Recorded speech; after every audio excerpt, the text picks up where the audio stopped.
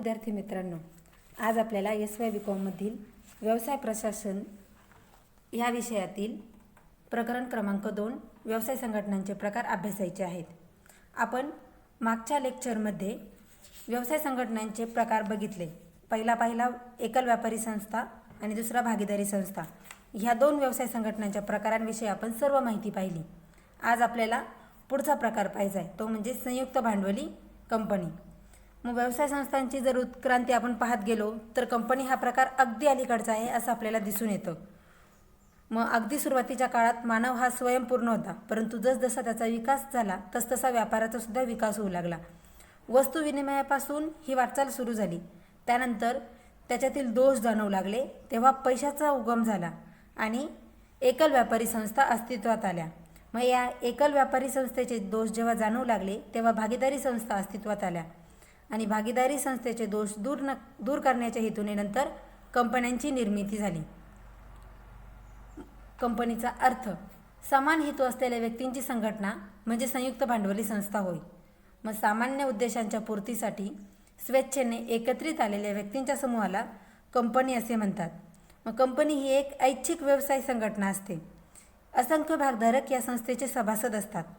संयुक्त भांडवली संस्थेचे भांडवल समान किंमत असलेल्या भागांमध्ये विभागलेले असते आणि हे भाग हस्तांतरणीय असतात आणि हे असे भाग खरेदी करणाऱ्यांना भागधारक असे म्हटले जाते। आजच्या काळामध्ये संयुक्त भांडवली संस्था हा संघटना प्रकार व्यापार क्षेत्रात अधिक लोकप्रिय बनला आहे। आपण व्याख्या पाहूया। कृत्रिम व्यक्ती म्हणून जिची निर्मिती कायद्याने केलेली असते आणि जिला सर्वमान्य मुद्रा व सातत्यपूर्ण अस्तित्व असते अशी नोंदवलेली संस्था म्हणजे कंपनी होय। त्या कंपनीच्या व्याख्या विविध व्याख्या आहेत, त्यानुसार एक व्याख्या आपण पाहिली, अशा अनेक व्याख्या आहेत। अजून एक पाहूया आपण। कंपनी म्हणजे कंपनी कायद्याद्वारे स्थापन केलेली व नोंदवलेली अथवा अस्तित्वात असलेली कंपनी, ही कंपनी कायद्यानुसार असलेली व्याख्या। तसेच काही शास्त्रज्ञांनी सुद्धा व्याख्या केलेल्या आहेत। प्राध्यापक हॅने यांनी केलेली व्याख्या, कंपनी म्हणजे नफा मिळवण्यासाठी व्यक्तींनी स्थापन केलेली ऐच्छिक संघटना। या संघटनेचे भांडवल हस्तांतरक्षम भागात विभागलेले असते व भागांची मालकी ही सभासदत्वाची अट असते। यावरील व्याख्येवरून कंपनीच्या स्वरूपाचा अर्थ आपल्याला समजतो। आता आपल्याला पाहिजे आहे कंपनीची वैशिष्ट्ये। कंपनी ही पारंपरिक व्यवसाय संस्थेपेक्षा वेगळी संस्था आहे आणि कंपनीचे हे वेगळेपण अधिक चांगल्या रीतीने समजावून सांगण्यासाठी कंपनीची वैशिष्ट्ये समजून घेणे गरजेचे आहे। मग कंपनीच्या वरील व्याख्यांवरून आपण कंपनीची वैशिष्ट्ये पाहूया। पहिले वैशिष्ट्य आहे नोंदवलेली ऐच्छिक संघटना। कंपनीची स्थापना मुख्यतः व्यवसाय करून नफा मिळवण्याच्या हेतूने काही व्यक्ती किंवा व्यक्तींचा समूह एकत्र येऊन करतात। ही स्थापना पूर्णपणे ऐच्छिक स्वरूपाची असते। तसेच कंपनीची देशातील प्रचलित कायद्यान्वये नोंद केलेली असते। काही वेळा नोंदणी करून कंपनी स्थापन करण्याऐवजी एखादी कंपनी राजआज्ञेनुसार अथवा विधिमंडळाने संमत केलेल्या विशेष कायद्यानुसार स्थापन केली जाते। म्हणजे कंपनीची नोंदणी जे कंपनी कायदा आहे, प्रचलित असलेले देशातील कायदे त्यांच्यानुसार केली जाते, किंवा काही वेळा नोंदणी करण्याऐवजी राजआज्ञेनुसार किंवा विधिमंडळाने संमत केलेल्या विशेष कायद्यानुसार कंपनीची स्थापना केली जाते। पुढचं वैशिष्ट्य आहे स्वतंत्र कायदेशीर अस्तित्व। यालाच कृत्रिम व्यक्ती असंही म्हटलं जातं। कंपनीला स्थापनेनंतर लगेच कायद्याच्या दृष्टीने स्वतंत्र व्यक्तिमत्व प्राप्त होते। कायदा कंपनीला स्वतंत्र व्यक्ती म्हणून मानतो। मग एखादी व्यक्ती जे जे करू शकेल ते कंपनी व्यवसाय चालवण्यासाठी करू शकते।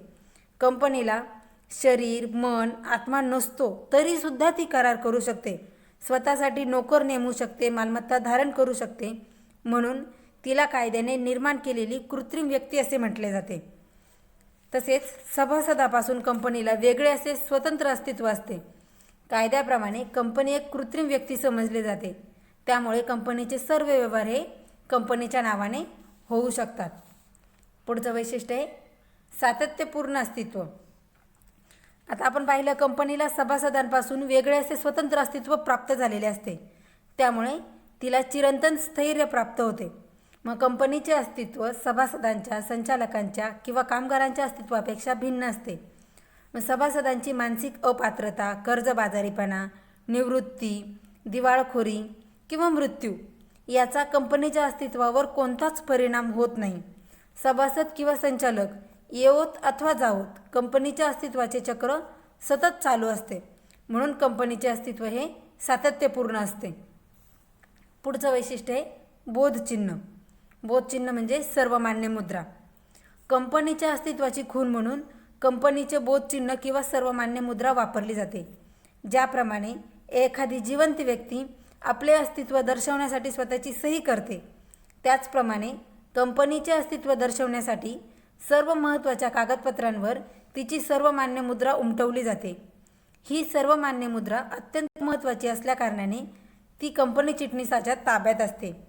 अधिकृतपणे कागदपत्रे तयार केल्यानंतर ही सर्वमान्य मुद्रा उमटवली जाते आणि ही मुद्रा वैध आहे हे दर्शवण्यासाठी कंपनीचे संचालक व चिटणीस प्रतिसही करतात.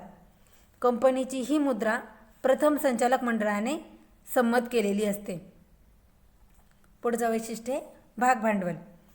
कंपनीला व्यवसाय करण्यासाठी भागभांडवलाची आवश्यकता असते. हे भांडवल भागांमध्ये विभागलेले असते. भागांची विक्री करून भागभांडवल जमा केले जाते. भागांची दर्शनी किंमत निश्चित केलेली असते. कंपनीचे भाग हस्तांतरित करता येतात, म्हणजेच भागधारक त्याचे भाग दुसऱ्याला देऊ शकतो, विकू शकतो. परंतु भागांचे हस्तांतर करताना कंपनी नियमावलीने सांगितलेल्या पद्धतीचा अथवा कंपनी कायद्यातील भाग हस्तांतराबाबतच्या तरतुदींचा अवलंब करून करावा लागतो. म्हणजे भागधारक त्याचे भाग दुसऱ्याला देऊ शकतो, विकूही शकतो. परंतु जर भागांचं हस्तांतर करायचं असेल तर कंपनी नियमावली सांगितलेल्या पद्धतीचा अवलंब करावा लागतो. पुढचं वैशिष्ट्य आहे भागधारक हेच सभासद. कंपनीत भागधारण करणारे भागधारक तेच कंपनीचे सभासद बनतात आणि मालक होतात. कंपनीच्या कारभारावर त्यांचे नियंत्रण असते. सभासदांची प्रचंड संख्या व त्यांचे विखुरलेले स्वरूप यामुळे ते नियंत्रण मर्यादित स्वरूपात असते. मग दरवर्षी होणाऱ्या वार्षिक सर्वसाधारण सभेत सभासदांना कंपनीच्या कारभारावर नियंत्रण ठेवण्याची संधी मिळते. मग कंपनीच्या कारभारावर नियंत्रण ठेवण्यासाठी सभासद आपल्या वतीने कंपनीच्या व्यवस्थापनावर काही व्यक्तींची निवड करतात आणि या व्यक्तींना संचालक असे म्हणतात. म्हणजे कंपनीचे जे भागधारक सभासद असतात ते त्यांची संख्या प्रचंड असते आणि ते वेगवेगळ्या ठिकाणी विखुरलेले असतात. त्यामुळे त्यांचं जे नियंत्रण असतं ते मर्यादित स्वरूपात असतं. म्हणून कंपनीच्या कारभारावर नियंत्रण ठेवण्यासाठी ते आपल्या वतीने काही व्यक्तींची नेमणूक करतात आणि ह्या नेमणूक केलेल्या व्यक्तींना संचालक असे म्हटले जाते. पुढचं वैशिष्ट्य आहे मर्यादित जबाबदारी. पण आतापर्यंत आपण बाकीच्या ह्याच्यात पाहिलं होतं संघटनांच्या प्रकारांमध्ये ती जबाबदारी अमर्यादित होती. परंतु कंपनीतील सभासदांची जबाबदारी ही मर्यादित स्वरूपाची असते. कंपनीच्या सभासदांची जबाबदारी त्यांनी धारण केलेल्या भागांच्या दर्शनी किमती इतकी किंवा त्यांच्या भागांवर न दिलेल्या रकमे इतकी असते. म्हणजे एखाद्या सभासदाने त्याच्या भागाच्या दर्शनी किमती इतकी रक्कम कंपनीला दिल्यानंतर तो कंपनीची देण्यासाठी म्हणजे कर्ज फेडण्यासाठी जबाबदार नसतो. उदाहरणार्थ एखाद्या सभासदाने 100 रुपये किमतीचा भाग खरेदी केलेला असेल तर आपल्या भागांवरील ₹80 कंपनीकडे जमा केले असतील तर अशा सभासदाची जबाबदारी फक्त ₹20 इतकीच असते. कंपनीची देणी देण्यासाठी सभासदांच्या खाजगी मालमत्तेचा वापर केला जात नाही. म्हणजे त्यांनी जर जेवढी अमाऊंट पेड केली नसेल तेवढीच फक्त त्याला पेड करावी लागते. बाकी त्याच्या खाजगी मालमत्तेचा वापर केला जात नाही. पुढचं वैशिष्ट्य आहे मालकी व व्यवस्थापन यातील फारकत. संयुक्त भांडवली कंपनीत असंख्य भागधारक असतात. हे भागधारक किंवा सभासद मोठ्या भौगोलिक क्षेत्रावर विखुरलेले असतात.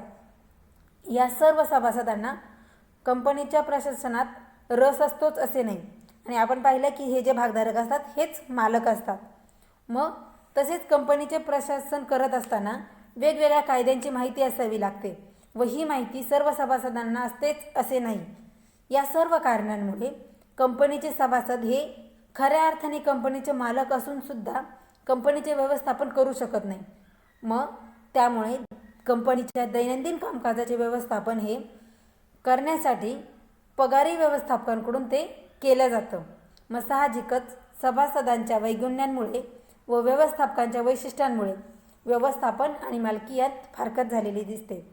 म्हणजे मालकी जी असते ती सभासदांकडे म्हणजेच भागधारकांकडे असते आणि भागधारक हे प्रचंड मोठ्या प्रमाणावर असतात आणि वेगवेगळ्या विभागात विखुरलेले असतात. त्यामुळं त्याचप्रमाणे त्यांना सगळ्यांना प्रशासन करण्यात इंटरेस्ट असेलच असं नसतं आणि इंटरेस्ट जरी असला तरी त्यांना वेगवेगळ्या जी कायद्यांची माहिती लागते प्रशासन करण्यासाठी ती माहिती सर्व सभासदांकडे नसते.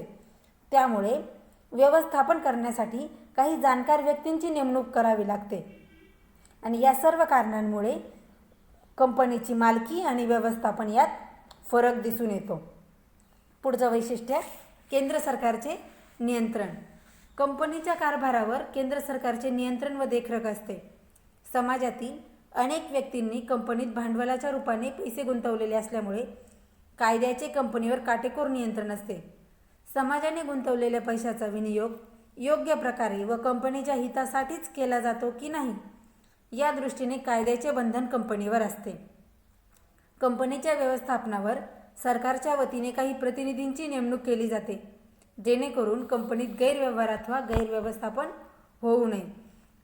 आता कंपनीचे कारभार जो असतो त्याच्यावर केंद्र सरकारचे नियंत्रण असतं कारण समाज जो असतो तो यात गुंतवणूक करत असतो आणि समाजाच्या पैशाचा वापर हा चांगल्या प्रकारे आणि कंपनीच्या हितासाठीच केला जावा यासाठी कायद्याचे कंपनीवर बंधन असते. पुढचं वैशिष्ट्य आहे हिशोब तपासणी आणि प्रसिद्धी. आता सार्वजनिक कंपनीने आपल्या आर्थिक वर्षातील सर्व हिशोब जमा खर्च कायद्याप्रमाणे तयार केले पाहिजे व त्याची प्रसिद्धी सभासद, कर्जरोखेधारक, गुंतवणूकदार, ठेवीदार तसेच हितसंबंधित व्यक्ती व संस्थांसाठी जाहीरपणे केली पाहिजे. कंपनीचे हिशोब व जमा खर्च मान्यताप्राप्त अंकेक्षकांकडून तपासून घेणे आवश्यक आहे. आणि शेवटचं वैशिष्ट्य आहे सभासद संख्या. आता सार्वजनिक कंपनीची स्थापना करायची असेल तर किमान 7 सभासद एकत्र येणे आवश्यक आहे. मात्र सभासदांच्या कमाल संख्येवर कोणतेही बंधन नसते आणि खाजगी कंपनीची जर स्थापना करायची असेल तर किमान 2 व्यक्ती एकत्र येणे आवश्यक आहे आणि सभासदांची कमाल संख्या मात्र 50 इतकीच असली पाहिजे. म्हणजे खाजगी कंपनीसाठी सभासदांच्या कमाल संख्येवर बंधन आहे मर्यादित म्हणजे फक्त 50 असली पाहिजे. कमीत कमी 2 आणि जास्तीत जास्त 50 खाजगी कंपनीसाठी आणि सार्वजनिक कंपनीच्या स्थापनेसाठी कमीत कमी 7 आणि जास्तीत जास्त कितीही व्यक्ती सभासद होऊ शकतात. हे झाले संयुक्त भांडवली कंपनीचे वैशिष्ट्ये. आता आपल्याला पाहायचं आहे संयुक्त भांडवली कंपनीचे फायदे. पहिला पॉईंट आहे मोठ्या प्रमाणात भांडवल उभारणी क्षमता. आता संयुक्त भांडवल संस्थेचे असंख्य भागधारक असल्यामुळे भागांच्या आणि कर्जरोख्यांच्या मदतीने कंपनीला कोट्यावधी रुपयांचे भांडवल गोळा करता येते. तसेच कंपनी या संघटनेची बाजारातील पत आणि आर्थिक स्थैर्य लक्षात घेऊन भांडवल पुरवठा करणाऱ्या संस्था तसेच सावकार मोठ्या प्रमाणावर कर्जाऊ रक्कम देतात. यामुळे कंपनीला मोठ्या प्रमाणात भांडवल उभारता येते. पुढचं वैशिष्ट्य आहे मर्यादित जबाबदारी. आता कंपनीतील भागधारकांची जबाबदारी ही त्यांनी धारण केलेल्या भागांच्या दर्शनी किमती इतकी मर्यादित असते. कंपनीला तोटा झाल्यास किंवा दिवाळे निघाल्यास कंपनीचे कर्ज देण्यासाठी सभासदांना आपली खाजगी मालमत्ता वापरावी लागत नाही. त्यामुळे जनतेला भागांच्या रूपाने भांडवल गुंतवण्यास प्रेरणा मिळते. पुढचं वैशिष्ट्य आहे कायदेशीर अस्तित्व व स्थैर्य. तर संयुक्त भांडवली संस्थेचे अस्तित्व व स्थैर्य हे चिरंतन काळ टिकणारे असते. कंपनीला स्वतःची नाममुद्रा असल्यामुळे स्वतंत्र कायदेशीर अस्तित्व असते. तसेच सभासदाचा मृत्यू, दिवाळखोरी किंवा वेडेपणा इत्यादींचा कंपनीच्या अस्तित्वावर कोणताच परिणाम होत नाही. पुढचा पॉईंट आहे कार्यक्षम व्यवस्थापन. कंपनीचे सभासद हे कार्यक्षम व अनुभवी व्यक्तींना संचालक म्हणून निवडून देऊन कंपनीचा कारभार चांगला चालेल अशी व्यवस्था करतात. कारण कंपनीचे जे सभासद असतात ते स्वतः व्यवस्थापन करत नाहीत कारण ते मोठ्या प्रमाणावर असतात कंपनीचे सभासद आणि वेगवेगळ्या भौगोलिक क्षेत्रात ते विभागले गेलेले असतात. त्यामुळे ते स्वतः व्यवस्थापन न करता कार्यक्षम व कुशल व्यक्तींची नेमणूक करतात व्यवस्थापन करण्यासाठी. मग हे सभासद अकार्यक्षम संचालकांना त्यांची मुदत संपण्यापूर्वी काढूनही टाकू शकतात. तसेच प्रशिक्षित, अनुभवी व गुणी व्यवस्थापकांना मोठा पगार देऊन नेमले जाते. म्हणजेच कंपनीचे जे सभासद असतात ते संचालकांची नेमणूक करतात व्यवस्थापन करण्यासाठी. पण जर संचालकांनी काम चांगलं केलं नाही किंवा ते जर अकार्यक्षम असले तर मुदत संपण्यापूर्वीच त्यांना काढूनही टाकता येतं आणि प्रशिक्षित, अनुभवी व गुणी व्यवस्थापकांना चांगला पगार देऊन नेमलं जातं. त्यामुळे कंपनीच्या व्यवस्थापनाचा दर्जा उंचावला जातो. पुढचा पॉईंट आहे जनतेचा विश्वास. कंपनीची स्थापना कंपनी कायद्यानुसार होत असते. तसेच स्थापनेपासून विसर्जनापर्यंत कंपनीला या कायद्याचे पालन करावे लागते. त्यामुळे जनतेचा कंपनीवर विश्वास बसतो. कंपनीचे आर्थिक व्यवहार प्रसिद्ध केले जात असल्यामुळे अर्थपुरवठादार, गुंतवणूकदार, ठेवीदार, ग्राहक, भागधारक इत्यादींचा कंपनीच्या कारभारावर व कामकाजावर विश्वास बसतो. आता कंपनी जी तिला सगळ्या गोष्टींसाठी कायद्याचं पालन करावं लागतं. केंद्र सरकारचं त्याच्यावर नियंत्रण असतं. त्यामुळे जनतेचा कंपनीवर विश्वास बसतो. तसेच कंपनीचे जे आर्थिक व्यवहार आहे ते प्रसिद्ध केले जातात. त्यामुळं अर्थपुरवठादार, गुंतवणूकदार, ठेवीदार, ग्राहक, भागधारक हे जे असतात त्यांचा कंपनीच्या कारभारावर व कामकाजावर विश्वास असतो. पुढचा पॉईंट आहे लोकशाही व्यवस्थापन. कंपनीने विक्रीस काढलेल्या भागांची खरेदी करून सामान्य जनतेला कंपनीच्या कारभारात सहभागी होता येते. भागधारक हे कंपनीचे मालक असतात. भागधारकांना मताधिकार मिळवता येतो. त्यांनी निवडून दिलेल्या संचालक प्रतिनिधींमार्फत कंपनीचे व्यवस्थापन केले जाते. अशा प्रकारे कंपनीची मालकी व्यवस्थापन लोकशाही पद्धतीने केले जाते. तर लोकशाही पद्धत म्हणजे काय, तर लोकांनी निवडून दिलेले. मग आता कंपनी काय करते, भाग विक्रीला काढते आणि हे भाग सामान्य जनता विकत घेते. हे भाग विकत घेतल्यानंतर जनतेला कंपनीच्या कारभारात सहभागी होता येते. आता भागधारक जे असतात ते कंपनीचे मालक असतात आणि ह्या भागधारकांना मताधिकार असतो. मग ते काय करतात, ते संचालक निवडून देतात ज्यांच्यामार्फत कंपनीचं व्यवस्थापन केलं जातं. आणि अशा प्रकारे कंपनीची मालकी व व्यवस्थापन हे लोकशाही पद्धतीने होतं. पुढचा पॉईंट आहे भागांचे हस्तांतरण. कंपनीच्या भागधारकांना कंपनी नियमावलीनुसार आपल्या मालकीच्या भागांचे हस्तांतरण करता येते. कंपनीच्या भागबाजारात भागांची सहज खरेदी विक्री करता येते. त्यामुळे भागधारकांना आपल्या भागांचे रूपांतर रोख रकमेत सहजपणे करता येते. म्हणजे भागांचे हस्तांतरण करणे हे सोपे, सुलभ पद्धतीने करता येते. भागधारकांना कंपनीच्या नियमावलीनुसार आपल्या मालकीच्या भागांचे हस्तांतरण करता येते. त्याचप्रमाणे कंपनीच्या भागबाजारामध्ये भागांची सहजपणे खरेदी व विक्री करता येते. पुढचा पॉईंट आहे मोठ्या प्रमाणावरील व्यवसाय. तर कंपनीची प्रचंड भांडवल उभारणी क्षमता व कार्यक्षम व्यवस्थापन यामुळे कंपनीचा व्यवसाय मोठ्या प्रमाणावर होऊ शकतो. त्याचप्रमाणे त्यातून अनेक लोकांना रोजगार मिळू शकतो. जागतिक बाजारपेठेत कंपनीच्या किमतीत नावलौकिक वाढवता येतो. कंपनी दर्जेदार वस्तू व सेवा वाजवी किमतीत ग्राहकांना विकू शकते. मग जर कंपनीची भांडवल उभारणी क्षमता प्रचंड आहे, त्याचप्रमाणे व्यवस्थापन कार्यक्षमपणे व्यवस्थापन केलं जातं, त्यामुळे कंपनीचा व्यवसाय वाढवणं सहज शक्य होतं. आणि व्यवसाय जसजसा वाढेल तसा अनेक लोकांना रोजगार मिळतो आणि जागतिक बाजारपेठेमध्ये कंपनीचा नावलौकिक होतो. पुढचा पॉईंट आहे कायद्याचे नियंत्रण. कंपनीच्या कारभारावर कंपनी कायद्याचे नियंत्रण असते. त्यानुसार नफा-तोटा पत्रक, ताळेबंद, संचालक मंडळाचा अहवाल जनतेच्या माहितीसाठी प्रकाशित केला जातो. तसेच कंपनी कायद्यानुसार निरनिराळी माहितीपत्रके व दस्तऐवजे ठराविक मुदतीत नोंदणी अधिकाऱ्याला सादर करावी लागतात. त्यामुळे सामान्य जनतेचा कंपनीवर विश्वास बसतो. तसेच संचालक मंडळावर कायद्याचे नियंत्रण राहते. आता आपण पाहूया संयुक्त भांडवली कंपनीचे दोष. पहिला पॉईंट आहे स्थापना करण्यास कठीण. आता कंपनी कायद्यातील तरतुदींनुसार कंपनीची नोंदणी करावी लागते. कंपनीच्या नोंदणीचे काम क्लिष्ट, खर्चिक व वेळखाऊ आहे. त्यामुळे कंपनीची स्थापना करणे कठीण असते. म्हणजे स्थापना करण्यासाठी कंपनी कायद्यातील ज्या तरतुदी आहे त्या तरतुदीनुसार कंपनीची नोंदणी करावी लागते. आणि कंपनीच्या नोंदणीचे जे काम आहे ते किचकट, खर्चिक आणि त्यासाठी बराच वेळ लागतो. वेळखाऊ प्रक्रिया आहे. त्यामुळे कंपनीची स्थापना करणे कठीण जाते. पुढचा पॉईंट आहे भांडवल उभारणी खर्चिक. आता मोठ्या प्रमाणावर भांडवल उभारणी होऊ शकते, परंतु किमान भांडवल गोळा झाल्याशिवाय नोंदणी अधिकारी कंपनीला व्यवसाय सुरू करण्यासाठी परवानगी दाखला देत नाही.